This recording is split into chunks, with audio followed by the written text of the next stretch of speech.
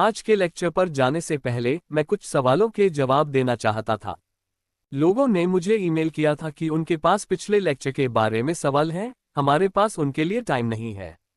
इसलिए अगर आपका कोई सवाल है कि पिछली बार हमने क्या कवर किया था तो मैं अभी उसका जवाब दे सकता हूं। सबसे पहले यह ऑन होना चाहिए। क्या आप मुझे सुन नहीं पा रहे हैं? नहीं, शायद आप उनसे इसे ऑन करने के लिए कह सकते हैं। उम्मीद है कि या किसी और के भी ऑन हो जाएगा। हाँ, एक सवाल जो ऑनलाइन सबमिट किया गया था वह यह था कि मैं कैसे पहचानूं कि किसी मार्केट में अभी और अगले 10 सालों तक तेजी से ग्रोथ रेट है या नहीं। ठीक है, सवाल यह है कि आप अन मार्केट की पहचान कैसे करते हैं जो तेजी से बढ़ रहे हैं। अच्छी खबर यह है कि यह स्टूडेंट्स के लिए एक बड़ा फायदा है। आपको बस अपनी समझ पर भरोसा करना चाहिए। बड़े लोगों को मूल रूप से अन टेक्नोलॉजी के बारे में अंदाजा लगाना होता है जो युवा लोग इस्तेमाल कर रहे हैं, क्योंकि युवा लोग बड़े होते हैं और वे डोमिनेंट मार्केट बन जाते हैं। लेकिन आप बस यह देख सकते हैं कि आप क्या कर रहे हैं और आपके दोस्त क्या कर रहे हैं। निश्चित रूप से तेजी से बढ़ते मार्केट के बारे में आपकी समझ किसी भी बड़े व्यक्ति से बेहतर होगी। इसका जवाब है कि बस अपने मैन की आवाज पर भरोसा करें। इस बारे में सोचें कि आप क्या ज्यादा इस्तेमाल कर रहे हैं। इस बारे में सोचें कि आप क्या इस्तेमाल कर रहे हैं। आप क्या देख रहे हैं कि आपकी उम्र के लोग इस्तेमाल करना शुरू कर रहे हैं। उम्र या लगभग निश्चित रूप से भविष्य होगा। शायद मैं शुरू करने से पहले आखिरी लेक्चर में एक और सवाल पूछ सकता हूं। उम्र या असल में आखिरी लेक्चर नहीं है, लेकिन ऑनलाइन एक और सवाल है कि आप असरदार रहते हुए भी बर्नआउट से कैसे निपटते हैं। हाँ जरूर। उम्र सवाल यह है कि आप एक फाउंडर के तौर पर बर्नआउट से कैसे निपटते हैं। उम्र इसका जवाब बस इतना है कि यह बहुत बुरा है और आप चलते रहते हैं। उम्र एक स्टूडेंट के जहां आप हाथ खड़े करके कह सकते हैं कि आप जानते हैं कि मैं सच में बर्नआउट हो गया हूं। मुझे इस क्वार्टर में व्यूअर ग्रेड मिलेंगे। उम्र स्टार्टअप चलाने के मुश्किल हिस्से में से एक यह है कि यह असली जिंदगी है और उम्र आपको बस इससे गुजारना है। उम्र आम सलाह यह है कि छुट्टी पर चले जाओ या जो भी उम्र या कभी काम नहीं करता या इस तरह से सब कुछ ले लेता है जिसे समझना बहुत मुश्किल है। इसलिए आप जो करते हैं वह यह है कि आप बस चलते रहते हैं।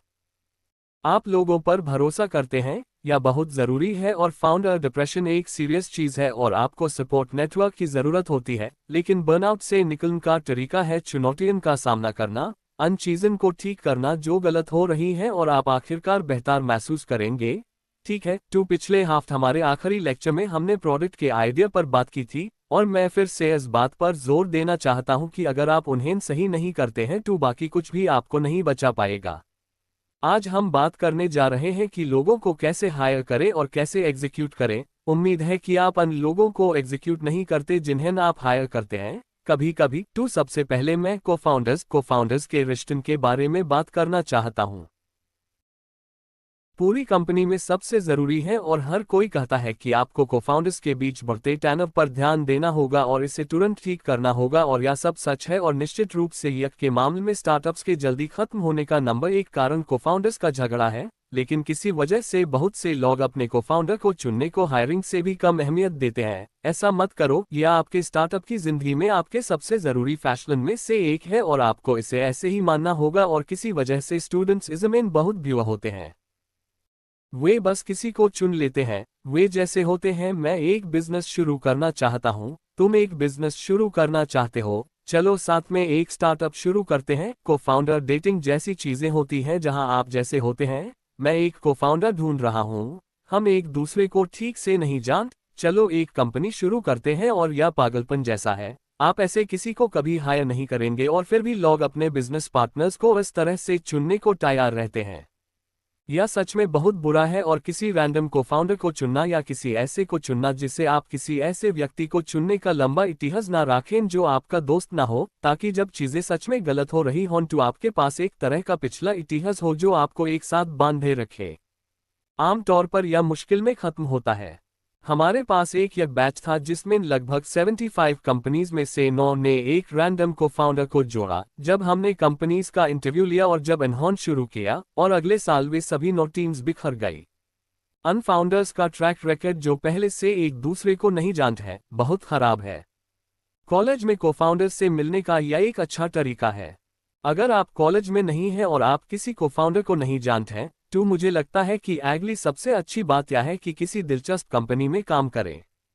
अगर आप फेसबुक या गूगल या ऐसी हाई किसी कंपनी में काम करते हैं तो शायद या लगभग स्टैनफोर्ड जितने अमीर को फाउंडर कोई को फाउंडर ना होना हाई बेहतर है, बजाय इसके कि एक बुरा को फाउंडर होना, लेकिन सोलो फाउंडर होना फिर भी बुरा है।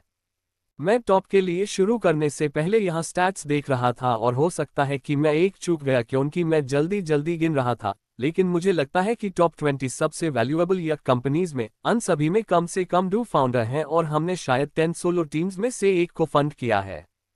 2 सबसे अच्छा फाउंडर आप जानते हैं, को फाउंडर आप जानते हैं, उससे बेहतर या उतना अच्छा नहीं लेकिन फिर भी ठीक है। सोलो फाउंडर रैंडम फाउंडर जिन्हें से आप मिलते हैं, फिर से स्टूडेंट्स किसी वजह से ऐसा करते हैं, बहुत बुरा।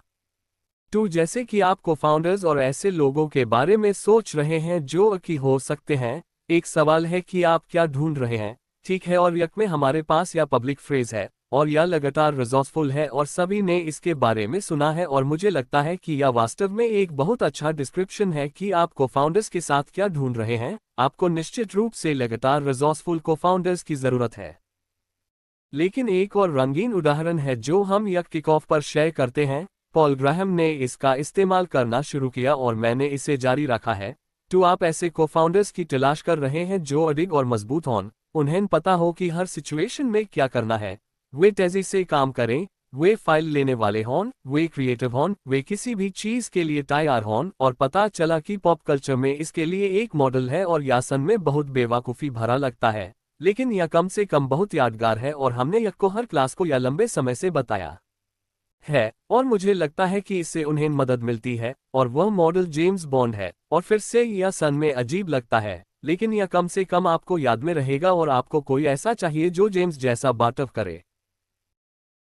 बॉन्ड से ज़्यादा आपको किसी ऐसे व्यक्ति की ज़रूरत है जिसे आप किसी खास डोमेन में एक्सपर्ट जानते हों। जैसे कि मैंने पहले बताया था कि आप सच में अपने को फाउंडर्स को कुछ समय के लिए जानना चाहते हैं। आइडियली सालों तक या अर्ली हायरिंग के लिए भी सही है, लेकिन इत्फाक से अर्ली हायरिंग में ज़्यादा लोग को फाउंडर्स की तुलना में इसे सही तरीके से करते हैं। टू फिर से स्कूल का फ़ायदा उठाएं।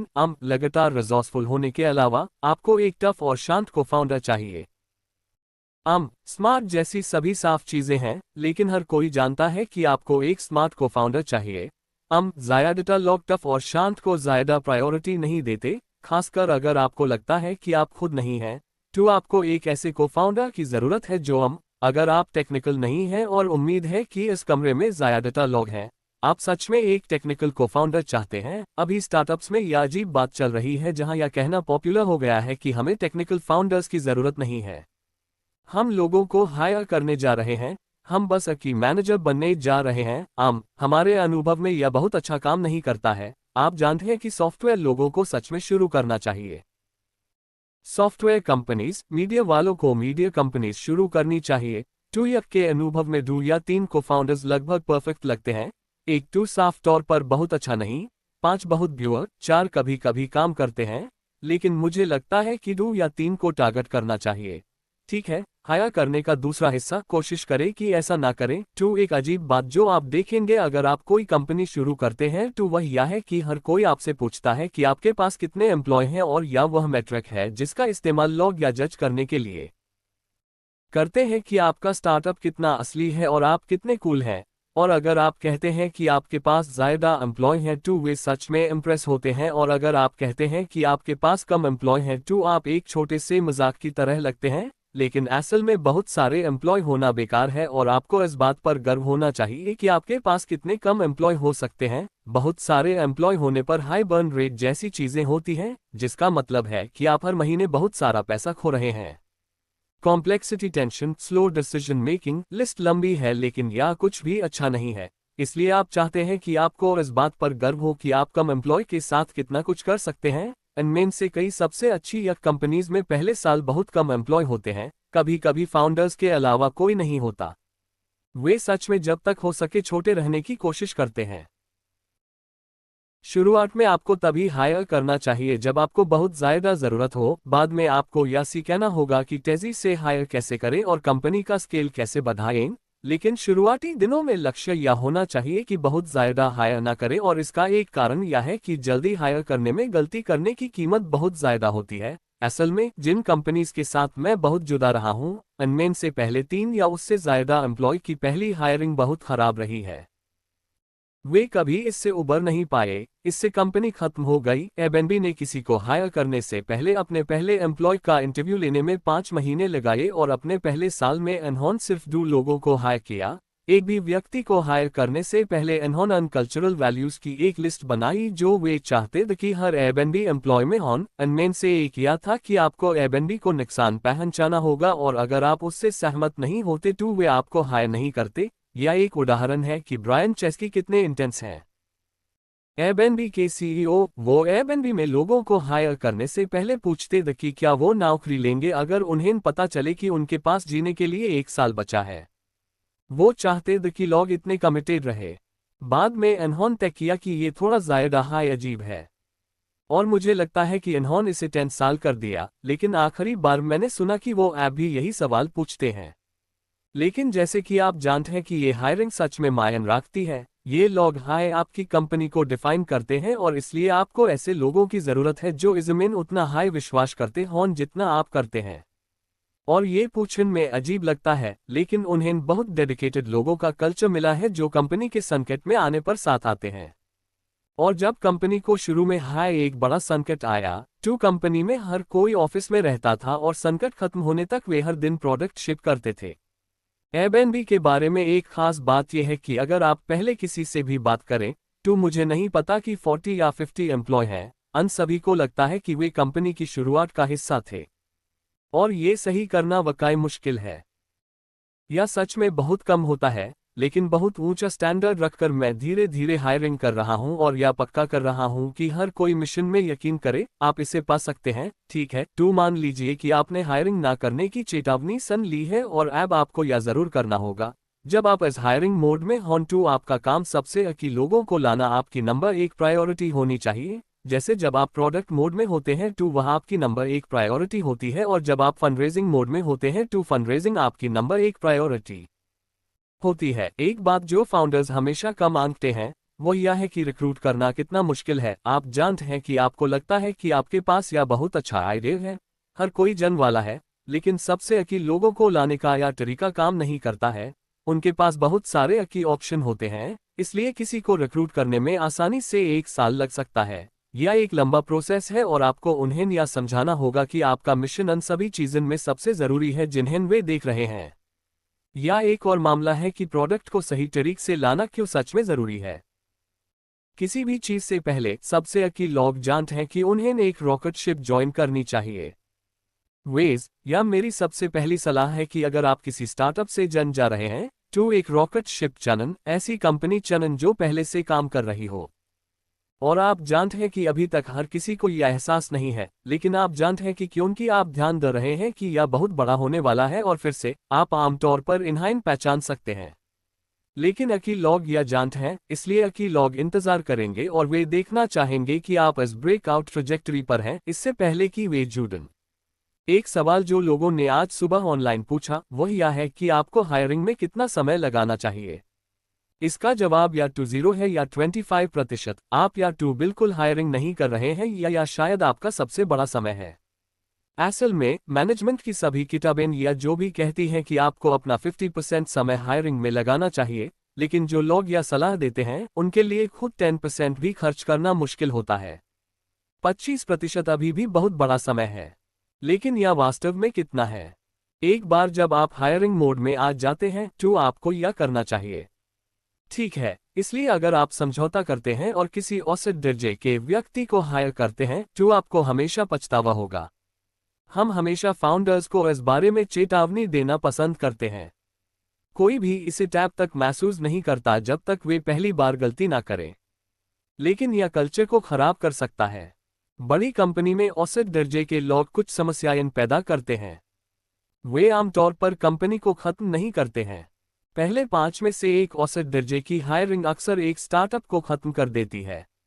मेरे एक दोस्त के कॉन्फ्रेंस रूम में एक साइन लगा है जिसका इस्तेमाल वह इंटरव्यू के लिए करता है और वह साइन को इस तरह रखता है कि कैंडिडेट इंटरव्यू के दौरान यूज देख सके और इस पर लिखा हो कि औसत दर्जे के इंजीनियर बड़ी कंपनीज नहीं बनाते हैं। हाँ, यह सच है। यह सच है कि आप बड़ी कंपनी में इससे बच सकते हैं कि उनकी लोग बस चूक जाते हैं, लेकिन स्टार्टअप में हर व्यक्ति माहौल बनाता है। इसलिए अगर आप पहले 5-10 हायरिंग में समझौता करते हैं तो यह कंपनी को खत्म कर सकता है और आपको हर उस व्यक्ति के बारे में सोचना चाहिए जिसे आप हायर करते हैं। क्या मैं इस कंपनी के भविष्य को एक हाई हायरिंग पर दाव लगा सकता हूं? हायर करना और यह कंपनी के जीवन में किसी समय एक कठिन बार होता है। जब आप बड़े होते हैं तो आप हायरिंग पर समझौता करेंगे, कुछ दबाव वाली डेडलाइन होगी या ऐसा कुछ, आपको फिर भी पछतावा होगा। लेकिन यह थियरी और प्रैक्टिस के बीच का अंतर है और हम बाद में स्पीकर्स से इस बारे में बात करेंगे कि ऐसा होने पर क्या करना है। लेकिन शुरुआती दिनों में आप इसे खराब नहीं कर सकते। उम्मीदवारों के सोच या एक और चीज है जो स्टूडेंट्स अक्सर गलत करते हैं। हायर करने के लिए ऐप तक का सबसे अच्छा सोर्स वे लोग हैं जिन्हें आप पहले से जानते हैं और वे लोग जिन्हें कंपनी के दूसरे कर्मचारी पहले से जानते हैं। टेक में ज्यादातर महान कंपनीज पहले कम से कम 100 कर्मचारियों के लिए पर्सनल रेफरल से बनी है और अक्सर इससे भी ज्यादातर फाउंडर्स को हर उस व्यक्ति को अच्छा कहने में अजीब लगता है जिससे वे कभी माइल हों और अपने कर्मचारियों से भी ऐसा हाई करने के लिए कहें। लेकिन आप देखेंगे कि अगर आप फेसबुक या गूगल में काम करने जाते हैं तो आपके पहले कुछ हफ्ते में एक एचआर वाला आपको बिठाता है और आपसे हर स्मार्ट इंसान के बारे में पूछता है जिससे आप कभी माइल हों, चाहे आप खुद को कितना भी अच्छा समझते हों, ताकि उन्हें रिक्रूट किया जा सके। और ये पर्सनल रेफरल हाई हायरिंग की ट्रिक है, इसलिए आपको अपने कंफर्ट जोन से बहुत आगे जाना होगा। एक और टिप है कि वैली के बाहर देखें, यहाँ इंजीनियर्स के लिए बहुत कम्पिटिटिव है, लेकिन आप शायद दुनिया में कहीं और रहने वाले बहुत अकील लोगों को जानते होंगे जो आपके साथ काम करना चाहेंगे। एक और सवाल जो फाउंडर्स हमसे बहुत पूछते हैं वह है एक्सपीरियंस और यह कितना मायने रखता है। शॉर्ट में, एक्सपीरियंस कुछ रोल के लिए मायने रखता है और दूसरों के लिए नहीं। जब आप हायरिंग कर रहे होते हैं तो जैसे आप किसी ऐसे व्यक्ति को जानते हैं जो आपकी कंपनी का एक बड़ा ऑर्गेनाइजेशन चलाने वाला है, एक्सपीरियंस शायद बहुत मायने रखता है।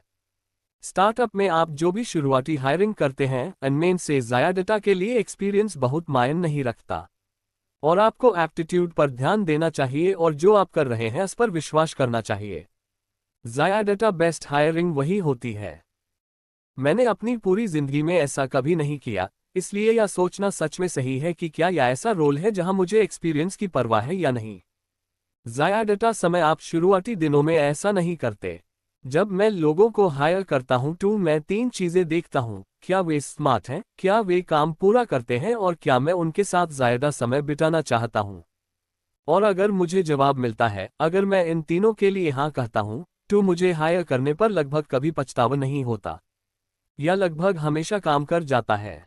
आप इंटरव्यू से इन तीनों चीज़ों के बारे में बहुत कुछ सीख सकते हैं, लेकिन सबसे अच्छा तरीका है साथ मिलकर काम करना। तो आइडियली या कोई ऐसा व्यक्ति होना चाहिए जिसके साथ आपने पहले काम किया हो और ऐसे में आपको शायद इंटरव्यू की भी जरूरत ना हो। अगर आपने नहीं किया है तो मुझे लगता है कि किसी को हायर करने से पहले 1 या 2 दिन के लिए किसी क्विक प्रोजेक्ट पर उसके साथ काम करना बेहतर है। आप दोनों बहुत कुछ सीखेंगे, वे भी सीखेंगे।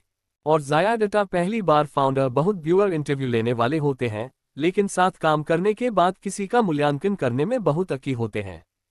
हम जो सलाह देते हैं उनमें से एक सलाह जो हम यक में देते हैं वह यह है कि सिर्फ इंटरव्यू करने के बजाय अपने प्रोजेक्ट पर मिलकर काम करने की कोशिश करें। अगर आप इंटरव्यू देने जा रहे हैं, जो आप शायद करेंगे भी, तो आपको खास तौर पर उन प्रोजेक्ट्स के बारे में पूछना चाहिए जो किसी ने पहले किए हैं।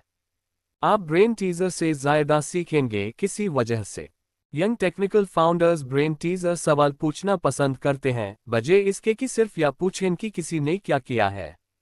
असल में उन प्रोजेक्ट्स के बारे में जानें जिन पर लोगों ने काम किया है और रेफरेंस मांगें। या एक और चीज है जिसे पहली बार फाउंडर्स छोड़ना पसंद करते हैं।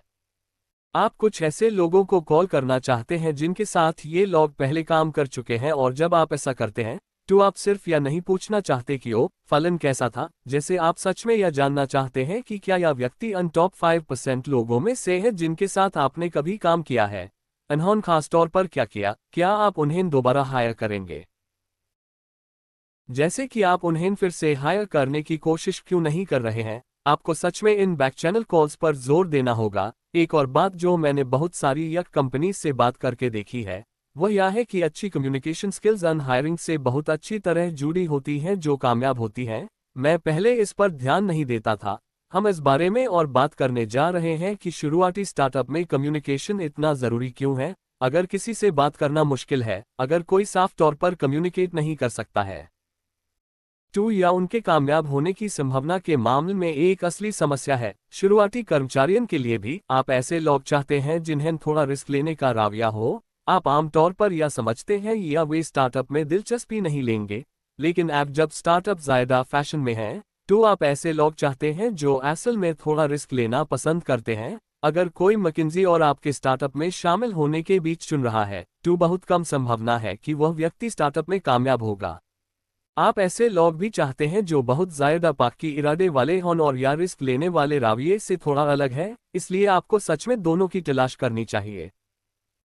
लोग सवाल पूछकर मुझे टोक सकते हैं। पॉल ग्राहम का एक मशहूर टेस्ट है जिसे एनिमल टेस्ट कहते हैं, और यहाँ आइडिया यह है कि आपको किसी भी एम्प्लॉय को उनके काम में एक एनिमल की तरह बताना चाहिए। और मुझे नहीं लगता कि यह इंग्लिश में बहुत अच्छी से ट्रांसलेट होगा, लेकिन आपको ऐसे लोग चाहिए जो बिना रुके काम करें, जो बस काम पूरा कर लें। फाउंडर जो अपने शुरुआती हायर से बहुत खुश होते हैं, वे आमतौर पर इन लोगों को उनके काम में दुनिया का सबसे अच्छा बटेट है। मार्क ज़करबर्ग ने एक बार कहा था कि वह ऐसे लोगों को हायर करने की कोशिश करते हैं जिन्हें के साथ वह सोशली टाइम बीता सकें और जिन्हें के साथ वह कंफर्टेबल होकर रिपोर्ट कर सकें। अगर रोल बदल दिए जाएं, तो यह मुझे एक बहुत अच्छा फ्रेमवर्क लगता है। आपको हर किसी से दोस्ती करने की जरूरत नहीं है, लेकिन आपको कम से कम उनके साथ काम करने में मजा आना चाहिए, और अगर आप ऐसा नहीं कर सकते तो आपको कम से कम उनका बहुत सम्मान करना चाहिए। लेकिन फिर से, अगर आप लोगों के साथ ज्यादा टाइम नहीं बिताना चाहते हैं, तो आपको अपने पर भरोसा करना चाहिए। जब मैं हायरिंग के टॉपिक पर हूं, तो मैं एम्प्लॉय के बारे में बात करना चाहता हूं। इक्विटी फाउंडर्स हमेशा यह गड़बड़ करते हैं। मुझे लगता है कि यह एक मोटे गाइडलाइन है। आपको कंपनी का 10% पहले 10 एम्प्लॉय को देने का लक्ष्य रखना चाहिए। उन्हें इसे वे भी 4 साल में कमाना है, और अगर वे सफल होते हैं तो वे इससे कहीं ज्यादा योगदान देंगे। वे कंपनी की वैल्यू को उससे कहीं ज्यादा बढ़ा देंगे, और अगर नहीं तो वे वेज भी नहीं रहेंगे। इसलिए किसी भी कारण से फाउंडर्स आमतौर पर एम्प्लॉय को इक्विटी देने में बहुत कंजूस होते हैं और इन्वेस्टर को इक्विटी देने में बहुत उदार होते हैं, और मुझे लगता है कि यह पूरी तरह से उल्टा है। मुझे लगता है कि यह उन चीजों में से एक है जिसमें फाउंडर सबसे ज्यादा गड़बड़ करते हैं। आप जानते हैं कि एम्प्लॉय समय के साथ और ज्यादा वैल्यू जोड़ेंगे। इन्वेस्टर एक तरह से चेक लिखते हैं और फिर बहुत सारे के बावजूद बड़े वादे आमतौर पर उतना काम नहीं करते। कभी कभी वे करते हैं, लेकिन आपके कर्मचारी हाई असल में वो होते हैं जो सालों साल कंपनी बनाते हैं। इसलिए मेरा मानना है कि इन्वेस्टर्स से लड़ना चाहिए ताकि उन्हें मिलने वाली इक्विटी की रकम कम हो सके, और फिर कर्मचारियों के साथ जितना हो सके उतना उदार होना चाहिए। यह कंपनीज ने यह किया है। यह कंपनीज जो शुरुआती कर्मचारियों को इक्विटी के साथ बहुत उदार रही हैं, आमतौर पर सबसे सफल कंपनीज जिन्हें हमने फंड किया है। ठीक है, तो एक बात जो फाउंडर्स भूल जाते हैं वह यह है कि जब वे कर्मचारियों को हायर करते हैं तो उन्हें बनाए रखना होता है। मैं यहाँ बहुत ज़्यादा डिटेल में नहीं जाऊँगा क्योंकि हम इस पर बाद में एक पूरा लेक्चर देंगे, लेकिन मैं इसके बारे में थोड़ी बात करना चाहता हूँ क्योंकि फाउंडर्स अक्सर यह गलत कर देते हैं। आपको यह पक्का करना होगा कि आपके कर्मचारी खुश रहे और उन्हें अहमियत महसूस हो। यही एक कारण है कि बड़े इक्विटी ग्रांट जरूरी हैं। स्टार्टअप से जन के उत्साह में लोग इसके बारे में ज्यादा नहीं सोचते, लेकिन जैसे जैसे वे दिन बाद दिन, साल दर साल आते हैं, अगर उन्हें लगता है कि वे उनके साथ गलत व्यवहार हुआ है, जो उन्हें परेशान करना शुरू कर देगा और गुस्सा भी पैदा कर देगा। लेकिन उससे भी ज्यादा थोड़ी मैनेजमेंट स्किल सीखना, जिसमें पहली बार सीईओ आमतौर पर बहुत युवा होते हैं, बहुत काम आता है। इस गर्मी में यक में एक स्पीकर ने कहा, जो ऐप बहुत सफल हैं, लेकिन शुरुआत में उन्हें मुश्किल हुई और उनकी टीम ने कई बार बदलाव किए।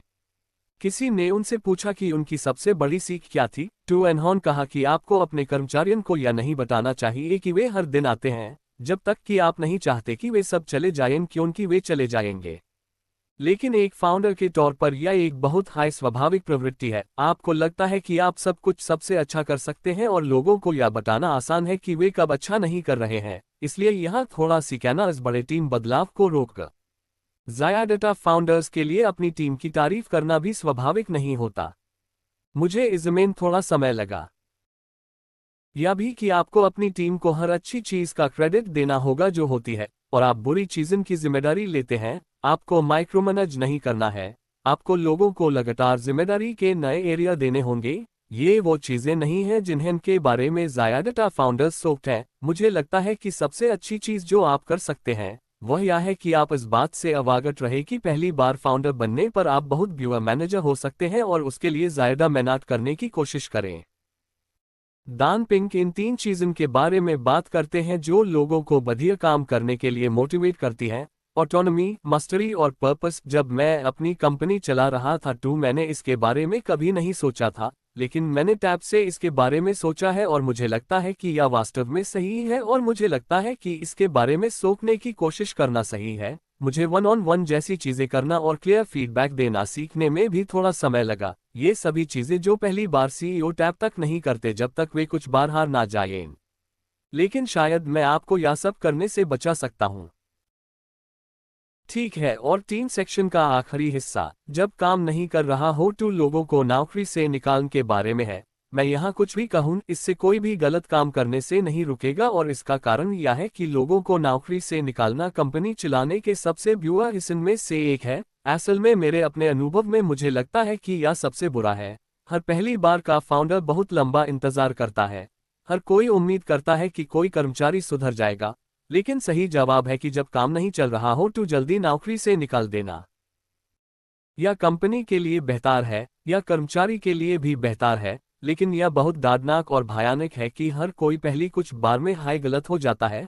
अन लोगों को नौकरी से निकालने के अलावा जो अपना काम खराब कर रहे हैं, आप अन लोगों को भी नौकरी से निकालना चाहते हैं जो ऑफिस पॉलिटिक्स बना रहे हैं और जो लगातार नेगेटिव रहते हैं। बाकी कंपनी हमेशा कर्मचारियों के इस तरह के काम करने के बारे में जानती है, और यह बहुत बड़ी परेशानी है। यह कंपनी के लिए पूरी तरह से टॉक्सिक है।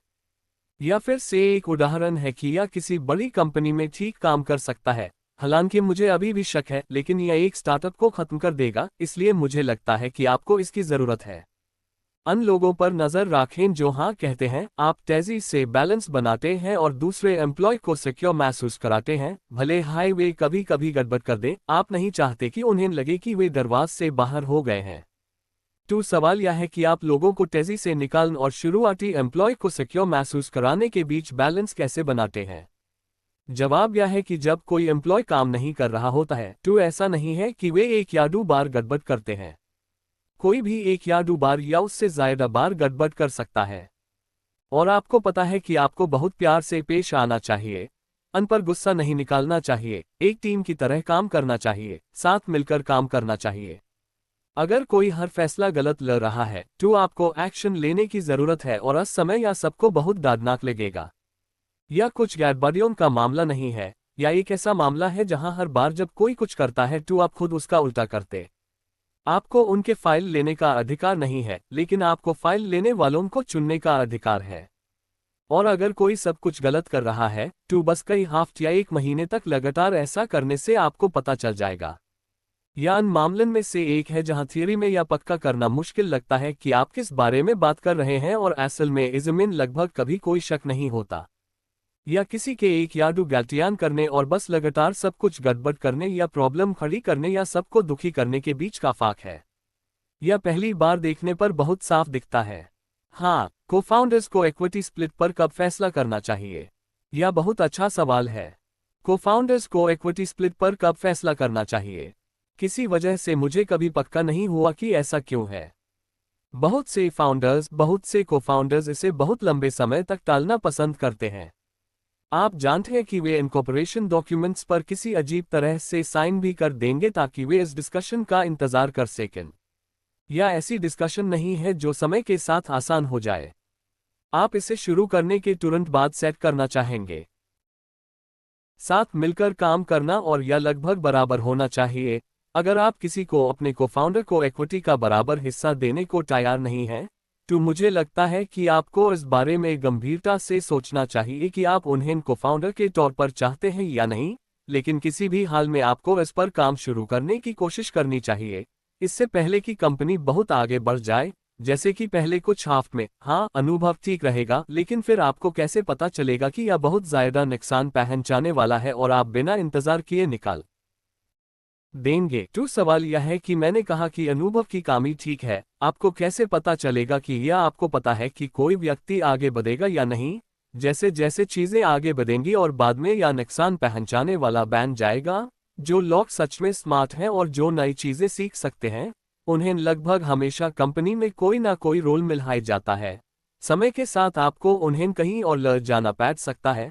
जहां से एनहॉर्न शुरुआत की थी उससे कहीं अलग। आप जानते हैं कि हो सकता है कि आप इंजीनियरिंग टीम को लीड करने के लिए किसी को हायर करें जो समय के साथ 50 लोगों तक नहीं पहुंच पाते और आप देते हैं उन्हें एक अलग भूमिका उम्र। वास्तव में अकी लोग हालांकि लगभग हमेशा कंपनी में कुछ महान स्थान पा सकते हैं, मैंने इसे अक्सर एक समस्या के रूप में नहीं देखा है। क्या होगा यदि आपके संस्थापक या संस्थापकों के साथ आपका रिश्ता समय के साथ टूट जाता है, अलग होने के लिए तैयार हो जाते हैं और सब कुछ। सबसे अच्छा तरीका क्या है? ठीक है, तो सवाल यह है कि क्या होता है जब आपके साथ संस्थापक के साथ आपका रिश्ता टूट जाता है। हम पाठ्यक्रम के अंत में यांत्रिक पर एक सत्र रखने जा रहे हैं, लेकिन यहाँ सबसे महत्वपूर्ण बात यह है कि संस्थापक गड़बड़ कर देते हैं, जो कि हर साल संस्थापक को ढूंढता है। आपके पास निश्चित रूप से वेस्टिंग होनी चाहिए। मूल रूप से आप संस्थापक वेस्टिंग के साथ जो कर रहे हैं वो यह है कि आप पहले से बातचीत कर रहे हैं कि यदि आप में से कोई एक छोड़ देता है तो क्या होगा, और इसलिए सिलिकॉन वैली में इस पर सामान्य रुख यह है कि इसमें 4 साल लगते हैं। मान लीजिए कि आप इक्विटी को 550 में विभाजित करते हैं, यह सब कमाने में 4 साल लगते हैं। उम्र और घड़ी 1 वर्ष में शुरू होती है, इसलिए यदि आप 1 वर्ष के बाद छोड़ते हैं तो आप इक्विटी का 25% रखते हैं। यदि आप 2 वर्ष के बाद छोड़ते हैं तो 50 और इसी तरह। उम्र यदि आप ऐसा मत करो और अगर कोई बड़ा नुकसान होता है और एक फाउंडर आधी कंपनी के साथ जल्दी छोड़ देता है तो आपकी इक्विटी टेबल पर एक डेड वेट जैसा होता है और इन्वेस्टर्स को आपको फंड करने या कुछ और करने के लिए मिलना बहुत मुश्किल होता है। तो इसे रोकने के लिए नंबर 1 सलाह है कि इक्विटी में इन्वेस्ट करें। हम अब ऐसी कंपनी को फंड नहीं करेंगे जहां फाउंडर्स के पास वेस्टेड इक्विटी ना हो। इक्विटी में वेस्टेड इक्विटी क्योंकि यह इतना बुरा है। दूसरी बात यह है कि जैसे हाई को फाउंडर्स के बीच रिश्ते में प्रॉब्लम आती है, जो हर कंपनी में कुछ हद तक होती है, इसके बारे में पहले हाई बात करें। इसे ऐसे ही पड़ा रहने ना दें और बढ़न ना दें। अगर आपको एक ऐसे एम्प्लॉय को हायर करना है जो आइडियल नहीं है या अपने यूजर्स को किसी दूसरी कंपनी को खोना है, तो आप क्या करेंगे? अगर आपको एक सब ऑप्टिमल एम्प्लॉय को हायर करना है या अपने कस्टमर्स को कंपेटिटर को खोना है, तो आप क्या करेंगे? अगर यह किसी कंपनी के पहले 5 एम्प्लॉय में से एक होता तो मैं अन कस्टमर्स को खो देता। मुझे लगता है कि इससे कंपनी को जो नुकसान होता है, आप जानते हैं कि आप ऐसा नहीं चाहते। कंपनी को खत्म करने से बेहतर है कि कुछ कस्टमर्स खो दिए जाएं। बाद में मेरी राय थोड़ी अलग हो सकती है, लेकिन आमतौर पर यह कहना बहुत मुश्किल है। एक और सवाल के बारे में क्या ख्याल है, तो मैं आगे बढ़ता रहूंगा। हाँ, अन को-फाउंडर्स के साथ आपका क्या अनुभव है जो एक हाई जगह पर काम नहीं कर रहे हैं? मैं इस पर बाद में बात करूंगा। सवाल यह है कि अन को-फाउंडर्स का क्या जो एक हाई जगह पर काम नहीं कर रहे हैं? ऐसा मत करो। मुझे आमतौर पर रिमोट टीम्स पर शक होता है, लेकिन एक स्टार्टअप के शुरुआती दिनों में जहां कम्युनिकेशन और स्पीड बाकी सब चीज़ों से ज़्यादा ज़रूरी होते हैं, किसी भी वजह से वीडियो कॉन्फ्रेंसिंग या कॉल ठीक से काम नहीं करते। इस पर डेटा यह है कि ऐप तक के 30 सबसे सफल सॉफ्टवेयर स्टार्टअप्स को देखें और एक भी उदाहरण बताने की कोशिश करें जहां को-फाउंडर्स अलग अलग जगहों पर थे। यह सच में बहुत मुश्किल है। ठीक है, हम इसे थोड़ा छोड़ देंगे। ठीक है, तो अब हम एग्जीक्यूशन के बारे में बात करने जा रहे हैं। ज़्यादातर फाउंडर्स के लिए एग्जीक्यूशन कंपनी शुरू करने का सबसे मज़ेदार हिस्सा नहीं है, लेकिन यह अक्सर सबसे ज़रूरी होता है। ज़्यादातर लोग जो कंपनी शुरू करते हैं वे सोचते हैं कि वे इस शानदार आइडिया के लिए साइन अप कर रहे हैं और आप जानते हैं कि फिर वे बस मैगजीन कवर पर आना और पार्टीज में जाना पसंद करेंगे। लेकिन असल में या किसी भी चीज़ से ज़्यादा इस बारे में है कि एक फाउंडर होने का मतलब है एग्जीक्यूशन पर सालों तक चलने वाली मेहनत के लिए साइन अप करना, और आप इसे आउटसोर्स नहीं कर सकते। एक ऐसी कंपनी बनाने का तरीका जो अच्छी तरह से एग्जीक्यूट करे वह है खुद को अच्छी तरह से एग्जीक्यूट करना। एक स्टार्टअप में सब कुछ फाउंडर्स के मॉडल पर आधारित होता है। फाउंडर्स जो कुछ भी करते हैं वह कल्चर बन जाता है। इसलिए अगर आप ऐसा कल्चर चाहते हैं जहां लोग कड़ी मेहनत करें और डिटेल पर ध्यान दें और कस्टमर पर फोकस करें और किफायती हों, तो आपको यह खुद करना होगा। कोई और तरीका नहीं है। आप किसी कंपनी को हायर नहीं कर सकते और उनसे यह करवा सकते हैं। आप जानते हैं कि जब आप कॉन्फ्रेंस में जाते हैं तो कंपनी को बस आपको एक पागल एग्जीक्यूशन मशीन की तरह देखना होता है। जैसे कि मैंने पहले लेक्चर में कहा था, की आइडिया वाले लोग अन लोगों से कम 100 गुना ज्यादा हैं जो उन्हें नकी से पूरा करने के लिए मेहनत करने को तैयार हैं। आइडिया अपने आप में कुछ भी काम के नहीं होते। सिर्फ अकी से पूरा करने से हाई वैल्यू बढ़ती है या वैल्यू बनती है। पूरा करने का एक बड़ा हिस्सा सिर्फ मेहनत करना है, लेकिन आप अच्छा बनने के बारे में बहुत कुछ सीख सकते हैं। इसलिए मुझे लगता है कि 3 क्लास होंगी जो सिर्फ इसी के बारे में बात करेंगी।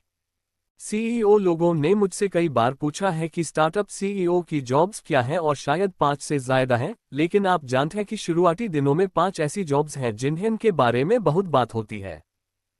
पहले 4 के बारे में मुझे लगता है कि हर कोई सीईओ जॉब्स के बारे में सोचता है। विजन सेट करना, पैसे जुटाना, कंपनी के बारे में लोगों को बताना, आप मौजूदा कर्मचारियों को रिक्रूट करने की कोशिश कर रहे हैं, पार्टनर, कस्टमर पर दबाव डालना, सबको हायर करना और टीम को मैनेज करना। लेकिन 5वीं बात यह है कि सेटिंग करना एग्जीक्यूशन बार है, और ये कुछ ऐसा नहीं है जिसके बारे में ज्यादातर फाउंडर्स उत्साहित होते हैं या खुद करने के बारे में सोचते हैं। लेकिन मुझे लगता है कि ये असल में सीईओ के जरूरी रोल्स में से एक है, और सीईओ के अलावा कोई भी इसे नहीं कर सकता। एग्जीक्यूशन 2 खास सवालों में बांटा होता है। 1, क्या आप समझ सकते हैं कि क्या करना है? दूसरा, क्या आप इसे कर सकते हैं? तो मैं इससे करने के 2 हिस्सों के बारे में बात करना चाहता हूं। ये मानते हुए कि आपने पहले हाई समझ लिया है कि क्या करना है, और वो है फोकस और इंटेंसिटी। फोकस बहुत जरूरी है। फाउंडर्स से पूछने के लिए मेरे पसंदीदा सवालों में से एक ये है कि वो अपना समय और पैसा किस पर खर्च कर रहे हैं। इससे लगभग सब कुछ पता चल जाता है कि फाउंडर्स को क्या जरूरी लगता है। एक फाउंडर होने का सबसे मुश्किल हिस्सा यह है कि हर दिन 100 जरूरी चीजें आपका ध्यान खींचने के लिए मुकाबला करती हैं, और आपको सही 2 या 3 चीजों को पहचानना होता है, उन पर काम करना होता है, और फिर बाकी को नजरअंदाज करना, किसी और को देना या टालना होता है। और इनमें से बहुत सी चीजें जो फाउंडर्स को सच में जरूरी लगती हैं, आप जानते हैं, बहुत सारी अलग अलग लॉ फर्म्स का इंटरव्यू लेना, कॉन्फ्रेंसेस में जाना, एडवाइजर्स हायर करना, जो भी हो, ये बस मायने नहीं रखती है ना। और जो सच में मायने रखता है वो समय के साथ बदलता रहता है। लेकिन ये एक जरूरी सलाह है। आपको ये पता लगाना होगा कि 2 या 3 सबसे जरूरी चीजें क्या हैं, और फिर बस इन्हीं को करना है। आप हर दिन सिर्फ 2 या 3 चीजें हाई कर सकते हैं, क्योंकि बाकी सब कुछ आपके पास आता जाएगा। आप जानते हैं कि दिन खराब हो जाता है, और अगर आप हर दिन इन 2 या 3 प्रायोरिटीज को सेट करने में अच्छे नहीं बनते हैं, तो आप कभी भी काम पूरा करने में अच्छे नहीं बन पाएंगे। ये आपके लिए बहुत मुश्किल है। फाउंडर्स सही कह रहे हैं। फाउंडर्स वो लोग होते हैं जो नई चीजें शुरू करने से उत्साहित हो जाते हैं। भाग्य से बढ़िया एग्जीक्यूशन का तरीका है बहुत बार नहीं कहना। आप जानते हैं कि आप 100 में से 99 बार नहीं कह रहे होते हैं, और ज्यादातर फाउंडर्स को लगता है कि उन्हें ऐसा करने के लिए बहुत सोच समझकर कोशिश करनी होगी। ज्यादातर स्टार्टअप्स उतने फोकस्ड नहीं होते। वे शायद सच में बहुत मेहनत करते हैं, लेकिन वे सही चीज़ों पर मेहनत नहीं करते, और आप फिर भी फेल हो जाते हैं। स्टार्टअप शुरू करने की सबसे अजीब और बुरी बातों में से एक ये है कि आपको कोशिश करने का कोई क्रेडिट नहीं मिलता। आपको तभी पॉइंट्स मिलते हैं जब आप मार्केट की डिमांड के हिसाब से कुछ बनाते हैं। इसलिए अगर आप गलत चीज़ों पर सच में बहुत मेहनत करते हैं तो किसी को कोई फर्क नहीं पड़ेगा। तो फिर ये सवाल उठता है कि आप कैसे पता लगाते हैं कि हर दिन किस पर फोकस करना है, और यहीं पर गोल्स होना बहुत जरूरी है। ज्यादातर अच्छे फाउंडर्स जिन्हें मैं जानता हूं, उनके पास किसी भी समय कंपनी के लिए कुछ बड़े गोल्स होते हैं। कंपनी में हर कोई जानता है, जैसे प्रोडक्ट को नेक्स्ट स्टेज तक शिप करना, ग्रोथ रेट बनाए रखना, एक कंसिस्टेंट एंगेजमेंट रेट पाना, इन खास रोल्स के लिए हायरिंग करना, डील्स कंप्लीट करना। कंपनी में हर हफ्ते हमारे मुख्य लक्ष्य क्या हैं, और फिर हर कोई उसी के आधार पर काम करता है। फाउंडर सच में फोकस सेट करता है। जो कुछ भी संस्थापक परवाह करता है वही पूरी कंपनी परवाह करती है। मुझे लगता है कि मुख्य लक्ष्य वही होंगे जिन पर पूरी कंपनी ध्यान देगी। और सबसे अकी फाउंडर्स इन गोल्स को जितना वे सोक्ड हैं उससे कहीं ज्यादा बार डॉटे हैं। वे उन्हें दीवारों पर चिपका देते हैं। वे हर हफ्ते वन ऑन वन मीटिंग में उनके बारे में बात करते हैं, लेकिन इससे कंपनी फोकस्ड रहती है। फोकस करने की एक चाबी है। और मैंने ऐसा क्यों कहा कि मुझे लगता है कि अलग अलग जगहों पर को फाउंडर्स को दिक्कत होती है क्योंकि आप बहुत अच्छी कम्युनिकेशन के बिना फोकस नहीं रह सकते। भले हाय किसी कंपनी में आपके पास सिर्फ 4 या 5 लोग हों, एक छोटी सी कम्युनिकेशन ब्रेकडाउन हर किसी के लिए थोड़ी अलग चीज़ों पर काम करने के लिए काफ़ी है, और फिर आप फोकस खो देते हैं और कंपनी बस लड़खड़ा जाती है। मैं इस बारे में थोड़ी देर बाद बात करूंगा, लेकिन ग्रोथ और मोमेंटम ऐसी चीज़ें हैं जिनसे आप कभी फोकस नहीं खो सकते। ग्रोथ और मोमेंटम हाई वो चीज़ें हैं जिन पर एक स्टार्टअप चलता है, और आपको हमेशा इन्हाइन बनाए रखने पर फोकस करना होगा। आपको हमेशा पता होना चाहिए कि आप अपने मैट्रिक्स के हिसाब से कैसा कर रहे हैं। आपको हर हफ्ते एक वीकली रिव्यू मीटिंग करनी चाहिए, और अगर आप कभी ये कह रहे हैं कि हम अभी ग्रोथ पर फोकस नहीं कर रहे हैं, हम अभी उतनी अच्छी तरह से ग्रो नहीं कर रहे हैं, लेकिन हम ये दूसरी चीज़ कर रहे हैं, तो आपको बहुत शक होना चाहिए। आप जानते हैं कि हमारे पास कोई टाइमलाइन नहीं है कि हम इसे कब शिप करेंगे क्योंकि हम इस दूसरी चीज़ पर फोकस कर रहे हैं। हम एक रीब्रांड कर रहे हैं, जो भी हो, लगभग हमेशा एक डिजास्टर होता है। इसलिए आप सही मैट्रिक्स चाहते हैं और आप अन मैट्रिक्स को बढ़ाने और मोमेंटम रखने पर फोकस करना चाहते हैं। कंपनी को दूसरी चीज़ों से डिस्ट्रैक्ट या एक्साइटेड ना होने दें। एक आम गलती यह है कि कंपनीज एक्साइटेड हो जाती हैं। अपना खुद का पीआर बिना किसी नतीजे के पीआर पाना बहुत आसान है, और ऐसा लगता है कि आप सच में बहुत कूल हैं, लेकिन एक साल में आपके पास कुछ भी नहीं होगा और उस समय आप कूल नहीं रहेंगे और आप बस एक साल पहले के इन आर्टिकल्स के बारे में बात कर रहे होंगे कि ओ, आप जानते हैं कि स्टैनफोर्ड के स्टूडेंट्स ने ये नया स्टार्टअप शुरू किया, ये अगली बड़ी चीज़ होने वाली है और अब आपके पास कुछ भी नहीं है और ये बहुत बुरा है। और फिर जैसे कि मैंने पहले हाई बताया, उसी जगह पर होना। मुझे लगता है कि ये काफ़ी हद तक एक नॉन स्टार्ट है। रिमोट को फाउंडिंग टीम सच में बहुत मुश्किल है। ये साइकिल टाइम को इतना धीमा कर देती है जितना कोई कभी सोचता भी नहीं है। ये दूसरी तरफ जा रहा है। इसके अलावा एग्जीक्यूशन के लिए फोकस इंटेंसिटी है। स्टार्टअप सिर्फ काफ़ी इंटेंसिव लेवल पर काम करते हैं। मेरा एक दोस्त कहता है कि स्टार्टअप में सफलता का राज है बहुत ज़्यादा फोकस और बहुत ज़्यादा डेडिकेशन। आप जानते हैं कि आप एक स्टार्टअप जैसी दूसरी चीज़ कर सकते हैं। आप एक फैमिली में स्टार्टअप कर सकते हैं, लेकिन शायद आपके पास ज़्यादा दूसरी हॉबीज नहीं हो सकती। स्टार्टअप्स वर्क लाइफ बैलेंस के लिए सबसे अच्छी ऑप्शन नहीं है, और ये एक तरह से दुखद सच्चाई है। स्टार्टअप के बारे में बहुत सी अच्छी बातें हैं, लेकिन ये इनमें से एक नहीं है। वे सभी इस तरह से कंज्यूम कर रहे हैं कि आपको समझाना मुश्किल है। आपको आमतौर पर अपने कंपेटिटर्स से ज़्यादा मेहनत करने के लिए तैयार रहना होगा।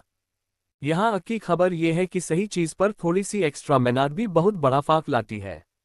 एक उदाहरण जो मैं बताना चाहता हूँ वह है एक कंप्यूटर वेब प्रोडक्ट के लिए वायरल कोएफिशिएंट के बारे में सोचना। कितने यूज़र, हर मौजूदा यूज़र कितने नए यूज़र लाता है। अगर ये 0.99 है तो कंपनी आखिरकार फ्लैटलाइन हो जाएगी और फिर बैंड हो जाएगी, और अगर ये 1.01 है तो आप हमेशा एक्सपोनेंशियल ग्रोथ की इस खुशहाल जगह पर रहेंगे।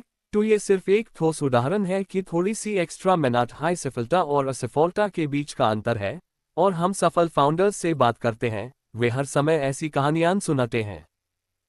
आप जानते हैं कि अपने कंपेटिटर्स से थोड़ा ज़्यादा काम करना है उन्हें सफल बनाता है, तो आपको सच में बहुत इंटेंस होना होगा। आप जानते हैं कि ये सिर्फ सीईओ से आता है, ये सिर्फ फाउंडर्स से आता है। स्टार्टअप्स के सबसे बड़े फायदे में से एक है एग्जीक्यूशन स्पीड, और आपके पास ये लगातार चलने वाली रिदम होनी चाहिए। फेसबुक का एक मशहूर पोस्टर है जो कहता है कि तेजी से आगे बढ़ो और चीज़ों को तोड़ो, लेकिन साथ हाईवे क्वालिटी के प्रति जुनूनी हो जाते हैं, और इसलिए ये मुश्किल है। तेजी से आगे बढ़ना या क्वालिटी के प्रति जुनूनी होना आसान है, ट्रिक ये है आपको एक स्टार्टअप में दोनों काम करने होते हैं। आपको एक ऐसा कल्चर चाहिए जहां लोग कंपनी के हर काम के लिए बहुत ऊंचे क्वालिटी स्टैंडर्ड्स रखते हों, लेकिन फिर भी तेजी से आगे बढ़ें। एप्पल, फेसबुक और गूगल, इन सब ने ये बहुत अच्छी से किया है। ये सिर्फ प्रोडक्ट के बारे में नहीं है, ये उनके हर काम के बारे में है। वे तेजी से आगे बढ़ते हैं और चीज़ों को तोड़ते हैं।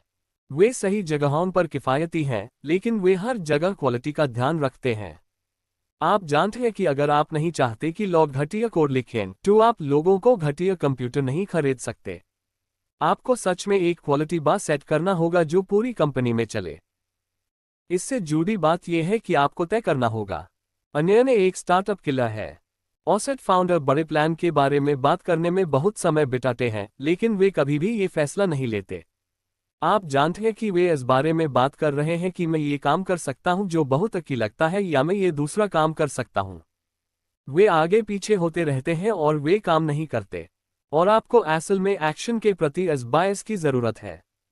सबसे अच्छी फाउंडर उन चीज़ों पर काम करते हैं जो छोटी लगती हैं, लेकिन वे बहुत तेजी से आगे बढ़ते हैं। उन्हें मिल जाता है।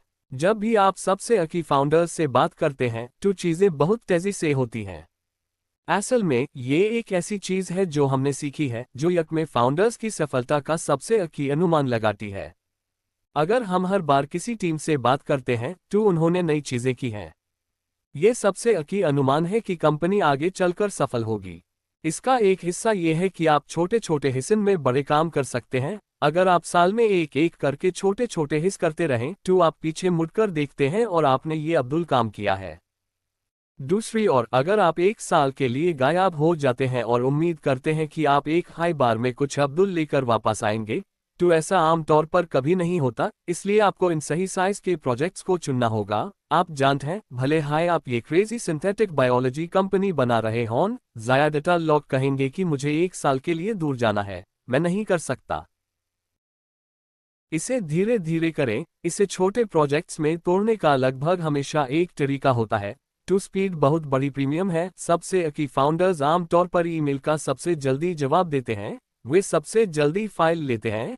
वे आमतौर पर इन सभी अलग अलग तरीकों से तेज होते हैं और उनका बस यही रवैया होता है कि जो भी करना पड़े करो। वे अक्सर आते भी हैं, वे मीटिंग्स में आते हैं, वे आते हैं, वे इससे पर्सनली मिलते हैं। एक सलाह जो मेरे पास है वह यह है कि वे मामूली हालात में प्लेन में चढ़ते हैं।